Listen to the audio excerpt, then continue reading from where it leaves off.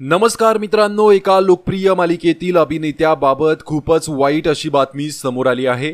मित्रांनो, हा अभिनेता तब्बल 31 दिवसांपासून फक्त पाणी पिऊन जगत आहे। मित्रांनो, तारक मेहता का उल्टा चष्मा या मालिकेतील रोशन सिंग सोढी ही भूमिका साकारणाऱ्या अभिनेत्याबाबत ही वाईट बातमी आहे। मित्रांनो, रोशन सिंग सोढी म्हणजेच अभिनेता गुरुचरण सिंग हा सध्या अतिशय वाईट काळातून जात आहे। काहीच दिवसांपूर्वी तो अचानक घरातून गायब झाला होता। त्यानंतर जवळपास 20 ते 25 दिवसांनी तो घरी परतला।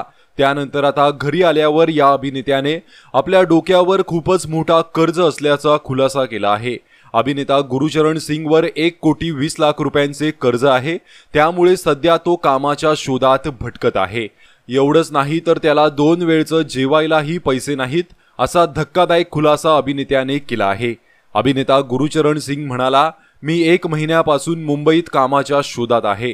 मला पुन्हा कामाला सुरुवात करायची आहे। मला पैशाची गरज आहे, कारण माझ्यावर खूपच मोठे कर्ज आहे। गुरुचरण सिंग पुढे म्हणाला, मी 31 दिवसांपासून जेवण बंद केलं आहे। मी फक्त द्रव पदार्थ घेत आहे।